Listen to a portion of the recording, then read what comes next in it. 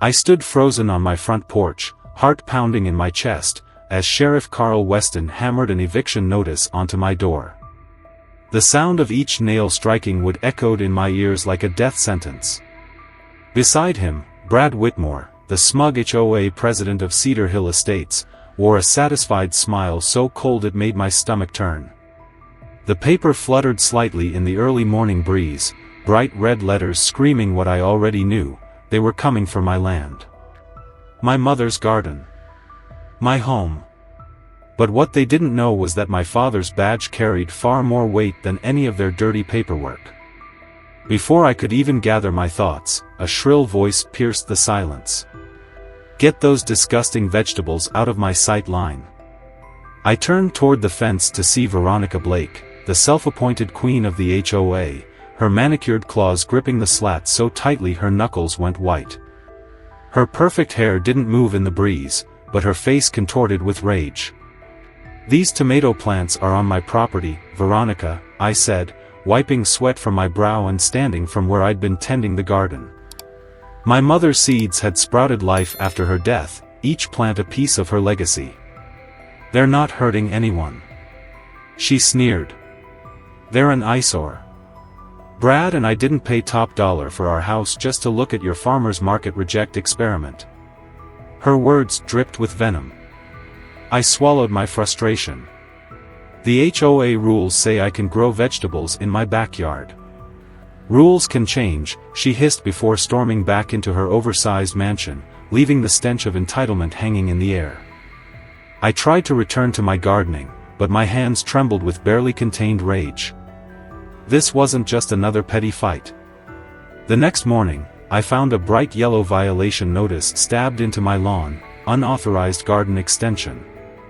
I yanked it out, my eyes scanning absurd claims that my garden now extended 3 feet into community property.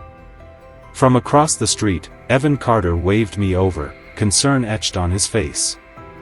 "They did it," he whispered, glancing nervously toward Brad and Veronica's house.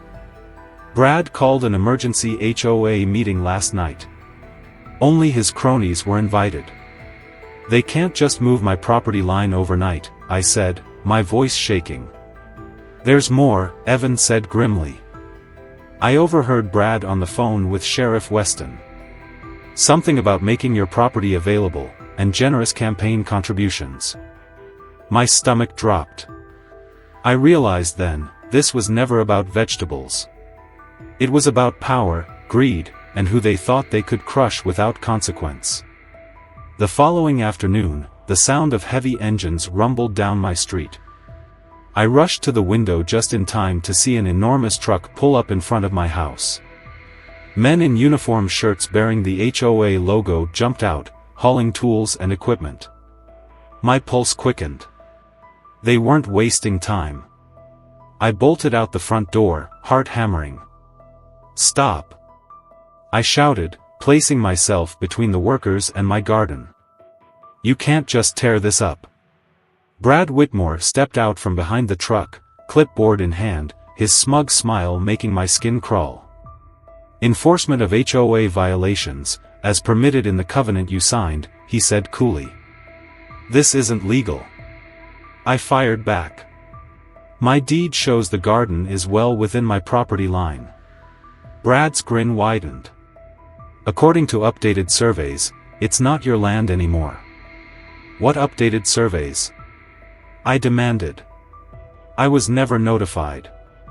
"It was in the newsletter," he said with a shrug. "Not my fault if you don't read community updates." I could feel the heat rising in my chest, fury tightening around my throat. My phone buzzed. My lawyer. "Don't let them touch anything, I'm on my way," the text read. "My lawyer says you need to stop," I told Brad, trying to keep my voice steady. Brad's smirk didn't fade. "Sheriff Weston knows all about this. In fact, here he comes now." I turned just as the sheriff's patrol car pulled into my driveway. He stepped out slowly, his thumbs hooked in his belt loops, his eyes heavy with disinterest. "We've had complaints about a disturbance," he drawled lazily. "They're stealing my property." I snapped, shoving the deed toward him. "This is illegal." Weston barely glanced at the documents. "Looks like an HOA matter to me," he muttered, turning his back on me. Behind him, workers began ripping up my mother's garden. I could barely breathe. Years of memories, her legacy, carelessly tossed into black trash bags like garbage. From the corner window of her pristine mansion, Veronica Blake watched with satisfaction, her phone raised, recording my humiliation to no doubt share on the HOA's private chat group. "Please," I begged, "at least let me transplant them." "Should have thought of that before breaking the rules," Brad said, ticking off boxes on his clipboard. I felt something inside me fracture. Enough was enough. I turned and fled inside, hands shaking as I called my father. "It's me," I said, my voice cracking. "I need your help. Remember how you told me to know when a fight's too big to handle alone? I think I'm there." "Tell me everything," he said, the steel in his voice cutting through my panic. I explained the garden, the secret meetings, the sheriff's involvement, the property lines suddenly redrawn.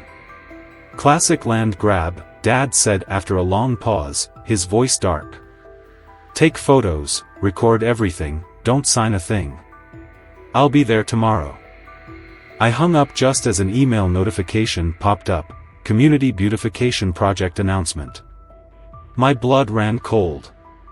The glossy rendering showed luxury condos replacing not just my garden, but half the block.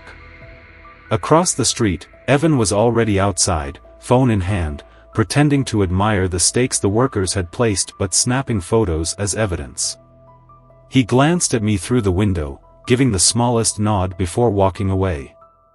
I barely had time to process this when another blow landed. That night, my phone pinged with a violation notice against a neighbor, a family with a disabled child, for an unauthorized wheelchair ramp that had been there for years.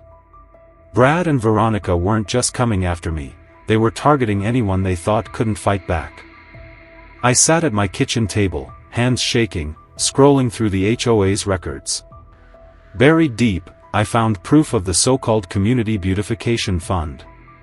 Spa trips. Private yacht rentals. Personal home renovations, all disguised as neighborhood improvements. My father's voice echoed in my head. "Take pictures. Record everything." I uploaded every document to the cloud, backed up the files on a flash drive, and braced myself for what came next.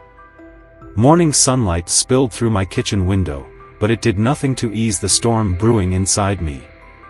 The garden was gone, uprooted by greedy hands. My mother's memory desecrated, and my home teetering on the brink of theft. But I wasn't going down without a fight. My father arrived that morning, the weight of his badge and 30 years in law enforcement settling over the room like armor.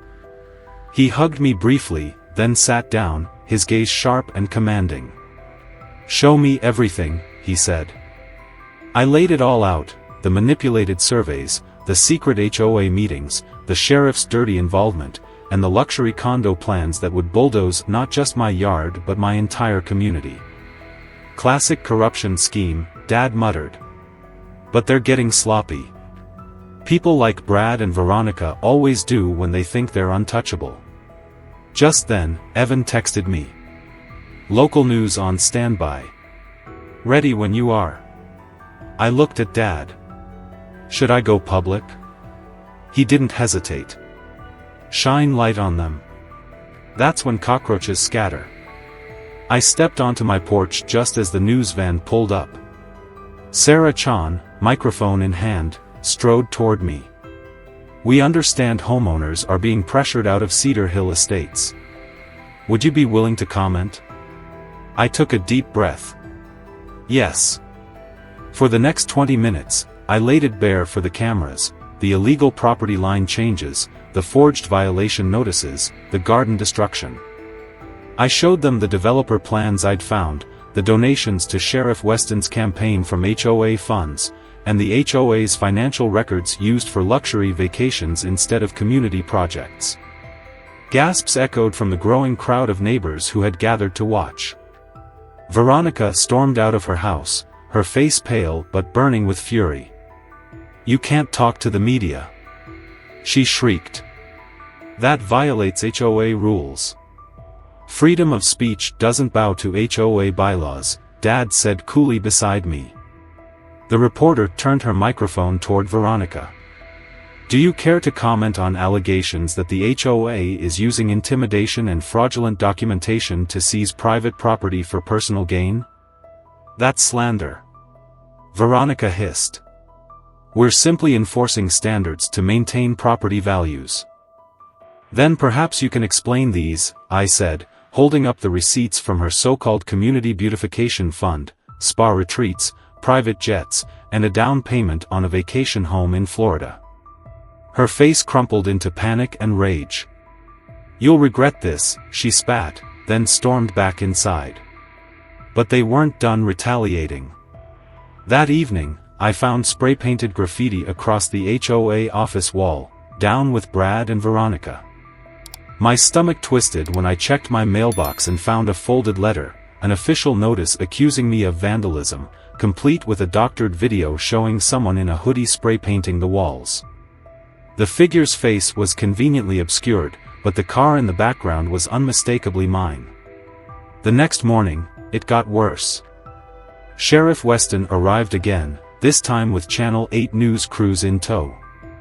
He strutted up my driveway, cameras rolling, and loudly declared he was serving me an eviction notice for unpaid dues and multiple violations. I stepped outside in my robe, clutching my folder of payment receipts. "I've paid every month," I said, holding the proof up for the cameras. "HOA records say otherwise," Weston shrugged, puffing up for the cameras. The reporter turned her microphone to him. "Sheriff Weston, why are you personally involved in this civil matter?" "Just doing my duty," he blustered. I smiled. I'd been waiting for this moment. "Actually, I'd like you all to meet someone." My father stepped out onto the porch in full uniform. "Good morning, Sheriff Weston," he said, his tone ice-cold. "You're a long way from your jurisdiction." The color drained from Weston's face. "Chief Granger?" "That's right. My child lives here." Imagine my surprise to learn a neighboring county's sheriff was serving eviction papers based on falsified records, and just after receiving a $155,000 donation from the HOA's special fund. The crowd gasped. Neighbors who'd once ignored me now stared at Weston and Brad with dawning horror. Dad gestured toward the cameras. "You might want to explain that, Sheriff." Weston stammered, then turned on his heel and bolted toward his cruiser. But the damage was done. Brad tried to salvage the moment, stepping forward with a forced smile. "The HOA bylaws are clear," he began. "And I have your secret meeting recorded," I cut in, holding up my phone. "Every word about kickbacks, bribes, and plans to arrest me for resisting." The crowd erupted, voices rising in anger and disbelief. It was no longer just my fight. It was everyone's. And Brad and Veronica had nowhere left to hide. The storm outside mirrored the chaos inside my chest as night fell over Cedar Hill Estates. The lines had been drawn, and Brad and Veronica were scrambling to keep control of a crumbling empire. But I knew they had one last card to play. Evan's text buzzed on my phone, "Emergency HOA meeting. Members only. Starts in 20 minutes." Dad looked up from reviewing the documents sprawled across my kitchen table. "Are you going?" "I have to," I said, my voice steady. "But this time, I'm bringing backup." We met Evan behind the community center, rainwater dripping off the brim of his baseball cap. "They're all inside, Brad, Veronica, Sheriff Weston, and some guy in an expensive suit."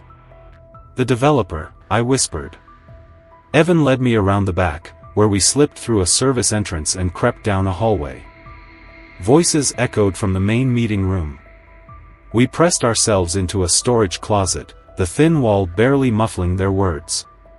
"The Johnson property is the final piece," Brad was saying. Once we secure it, Maplewood can begin construction immediately. My client is concerned about delays, came a smooth, unfamiliar voice.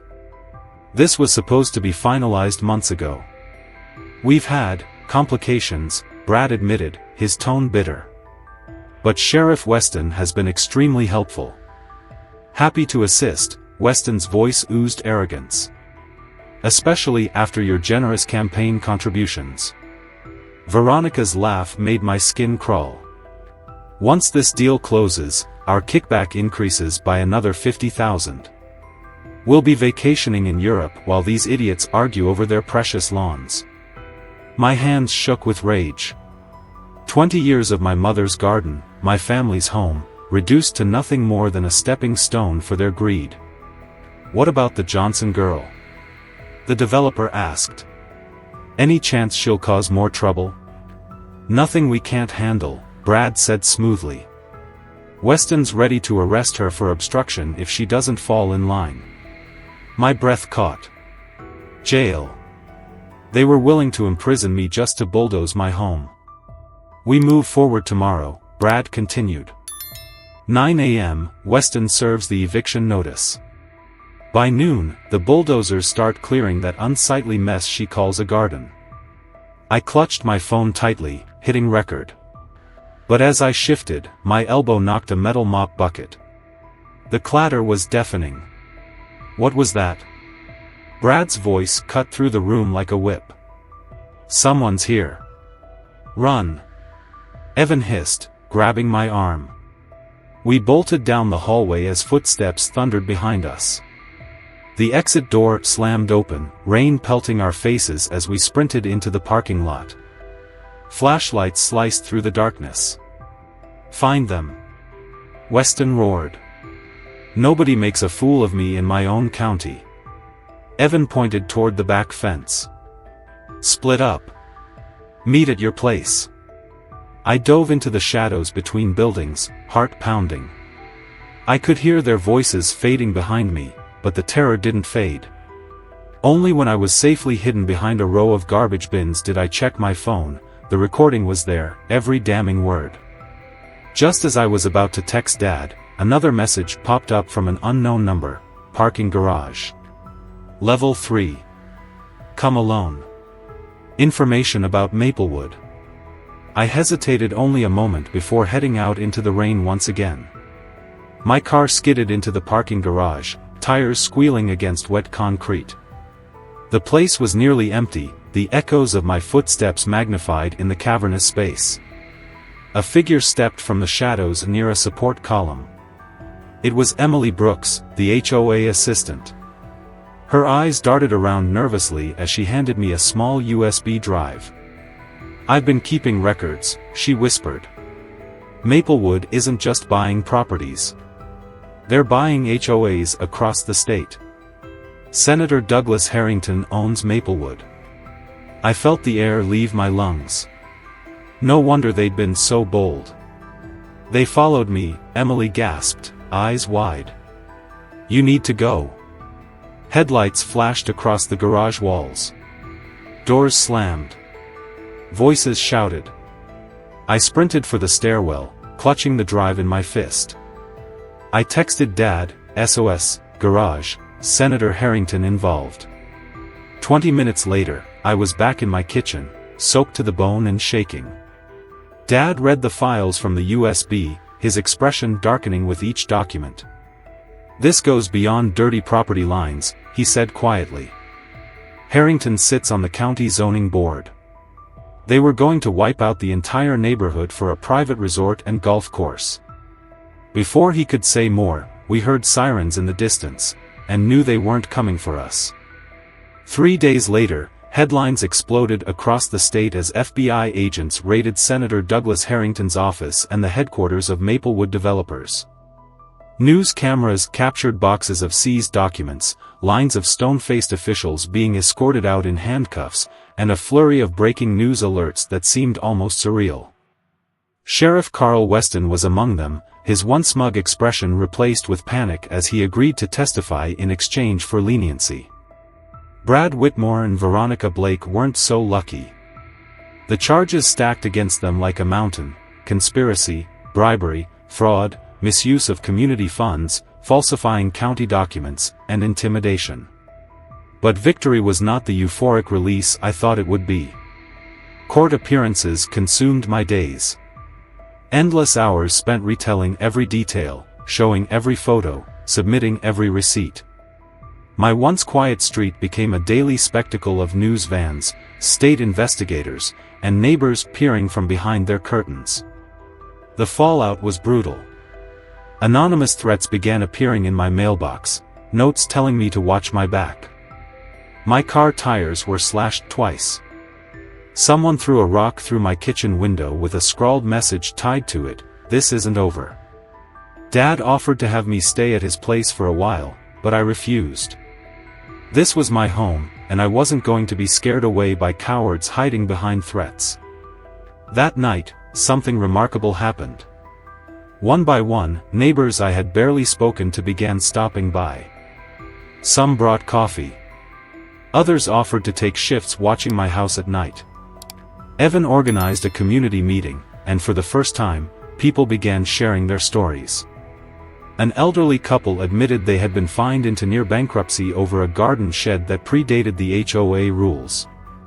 A single mother tearfully explained how her fence had been declared a violation, leading to threats of foreclosure. What began as anger slowly transformed into determination. We didn't just want justice in the courtroom, we wanted to rebuild something better. 4 months later, the trial concluded. Guilty on all counts. But it wasn't the gavel hitting the bench that felt like victory. It was spring, and the thaw revealed more than just melting snow. It revealed possibility. I stood in my yard, still scarred where my garden once thrived, when a car pulled into my driveway. Christine Blake, Veronica's daughter, stepped out, eyes downcast. She handed me an envelope. Inside was a handwritten letter. I was wrong. My greed and pride destroyed lives, including my own. The community garden you're planning, I'd like to donate my yard for it. It won't undo what I've done, but maybe it's a start. 2 months later, neighbors gathered with wheelbarrows, shovels, and seedlings. We turned the empty plot that once divided us into rich, dark soil ready for new life. Children from the local elementary school came with tiny hands gripping watering cans. Even Mrs. Martha Evans, who once reported my wind chimes for noise violations, helped Evan lay irrigation lines. The family that once threatened to sue me over my compost bin? They now managed the community compost program.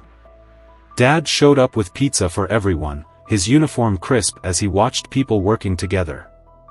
In 30 years of law enforcement, he said, surveying the scene, I've never seen justice quite like this. As twilight fell and fireflies danced above the newly planted rows of tomatoes, lettuce, and bright sunflowers, Evan sat beside me on the porch steps. You know, he said quietly, Brad and Veronica accidentally created exactly what they feared the most. What's that? I asked. A neighborhood where property lines don't matter anymore. He smiled. We're all looking out for each other now. I realized he was right. The HOA signs at the neighborhood entrance were gone, replaced with a simple wooden marker carved by a group of neighbors who once never spoke to each other. It read, Cedar Hill Estates, growing together. But before I could fully relax, I thought of Brad's last words, whispered in cold warning as he was led away in cuffs, you have no idea who you're dealing with. Maybe the fight wasn't over yet. Maybe bigger forces still lurked in shadows. But for now, under the quiet of a spring night, surrounded by the hum of community reborn, I allowed myself a moment of peace. Have you ever felt powerless against HOA, or Karen, rules? Share your experiences below, let's see who had it worse.